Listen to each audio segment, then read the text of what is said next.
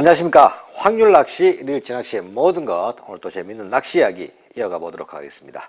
자, 전유동 낚시 이야기를 하고 있죠. 지난 시간까지 몇 회에 걸쳐서 전유동 채비의 기본 구성, 뱅에동 낚시가 추가되는 제로찌 계열의 전유동 채비와 또 지금 계절에 맞는 그 비찌를 활용한 전유동 채비의 기본 구성에 대해서 알아봤습니다. 자, 이번 시간부터는 다섯 번째 이야기로 전유동 채비의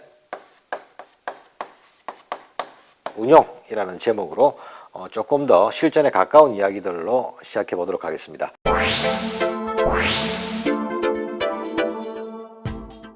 전유동 채비의 운용을 크게 두 가지 방법으로 나눠볼 수가 있겠습니다. 첫 번째는 띄울 낚시 방법, 그리고 두 번째는 잠길 낚시 방법의 낚시 채비라고 할 수 있는데요. 이 띄울 낚시는 말 그대로 수면에서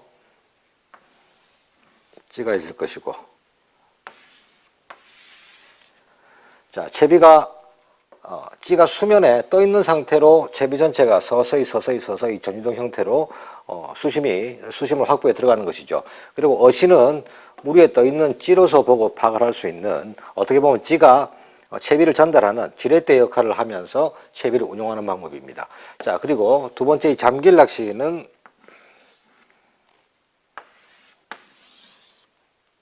채비 캐스팅 이후에 밑채비가 안정되고 나면 이 목줄부터 바늘까지, 찌 및 찌멈춘 고무부터 바늘까지의 가벼운 무게지만 이 무게만 안정되더라도 이 무게로 찌가 서서히 목줄 전체랑 함께 잠겨드는 채비죠. 자, 이때 찌가 잠겨든다 하더라도 서서히 찌가 잠겨 들어가는 만큼 목줄과 원줄은 그 찌를 통과하면서 같이 내려가게 되는데요. 이렇게 아주 미세한 부력, 예민하게 저부력 채비로도 채비가 안정되고 난 이후부터 찌 전체가 수심을 확보해 나가서 전체가 유동되는 채비, 그런 채비를 잠길 낚시 운영 방법이라고 할 수가 있겠습니다. 자, 이렇게 띄울 낚시, 찌를 보고 예를 든다면 우리가 내망권에서 하는 그런 낚시가 되겠죠. 내망권 25에서 30cm가 주가 되는 일반적인 한국 내망권의 뱅에돔 낚시는 대부분 띄울 낚시에서 짧은 목줄과 약 1, 2m의 짧은 목줄로서 채비가 안정되자마자 뱅에돔이 미끼를 물고 돌아서는 순간 찌가 입수되는 과정에 바로 챔질을 해서 낚는 일반적인 뱅에돔 낚시 방법에서 가장 많이 사용하는 채비가 이런 띄울 낚시 채비 방법이 되겠습니다. 그리고 조금 원도권의 낚시, 그리고 뱅에돔이 완전히 부상하지 않고 약 3, 4m 목줄 길이 이상 들어가면서 입질이 들어오는 그런, 어떻게 보면 일본의 바다와 비슷한 환경, 우리나라로 친다면은 남해안으로 친다면 매물도 이상의 그 먼바다에서 이루어지는 그런 낚시들에서는 물론 띄울 낚시 효과도 충분히 볼 수 있지만 이런 잠길 낚시의 방법이 많이 활용이 되고 있는 게 사실입니다. 자, 그렇다면 이 띄울 낚시와 잠길 낚시의 방법, 어떤 채비로 어떻게 캐스팅하고 어떻게 운영이 되는지 한 가지씩 조금 더 상세하게 이야기를 시작해 보도록 하겠습니다.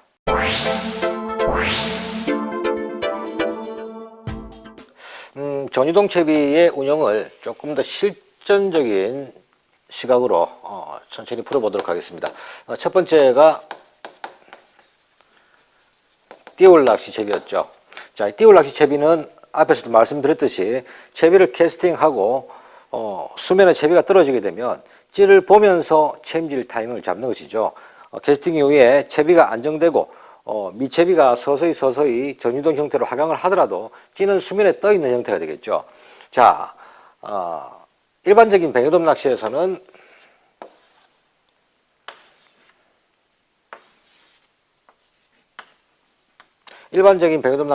채비가 수면에 떨어진 이후 목줄이 서서히 가라앉는 과정에서 입질이 들어올 수 있습니다.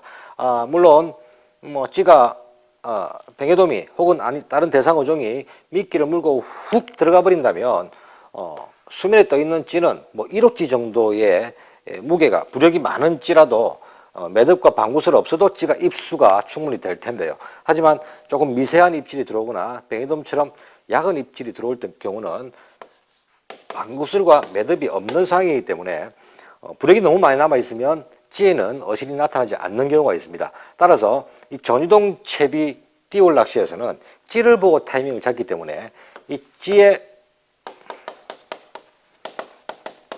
잔존 부력을 거의 제로에 가깝게 맞춰주는 것이 채비 운영의 기본이 된다고 할 수 있습니다.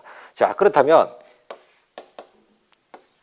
지금 현재 영호찌를 사용하고 있는데 이 영호찌에는 G2의 잔존 부력이 남아있다고 가정을 한다면 채비를 시작할 때부터도 이 찌멈춘 고무 바로 밑에다가 마이너스 G2의 봉도를 물려줌으로써 이 채비는 수면에 닿은 이후에 마이너스 G2가 찌가 가지고 있는 잔존 부력 G2를 바로 상쇄시켜주면서 이 찌는 수면에 빠듯하게 뜨는 아주 예민한 상태를 유지하게 되죠. 자, 이렇게 된다면 미세한 잡어의 입질이 들어오더라도 매듭과 방구슬 없이도 찌에 바로 어실이 나타나서 챔질을 이어갈 수 있는 상황이 되는 것입니다.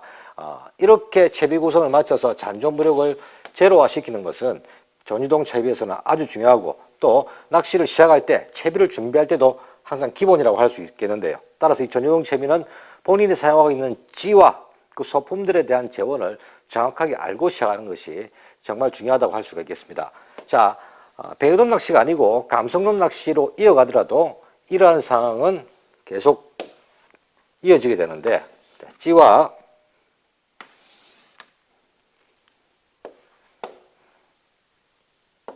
수중찌가 들어갈 것이고 도래와 목줄 전체가 들어간다.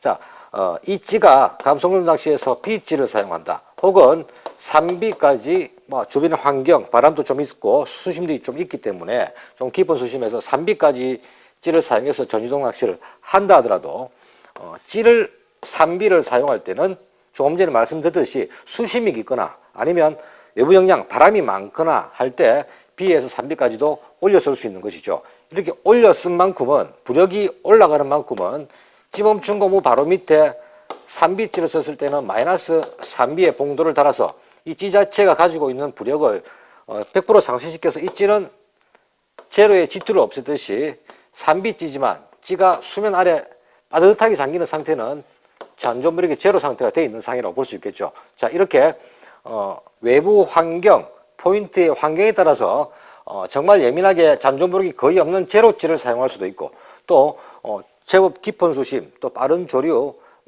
강하게 부는 바람에 따라서 3B나 혹은 그 이상의 부력으로 높였을 수도 찌를 선택할 수도 있겠지만 반드시 찌의 호수가 높아진다는 말은 그만큼 부력이 커진다는 것이죠. 수면 밖으로 찌가 나오게 되는 그런 부력이 커진다는 말입니다.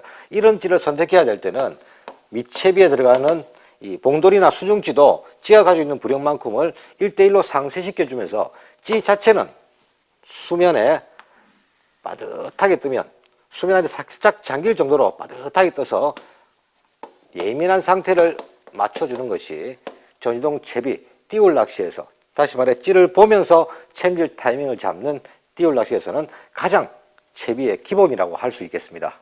자, 두 번째는 잠길 낚시에 대한 이야기인데 오늘 제게 주어진 시간은 여기까지인 것 같습니다.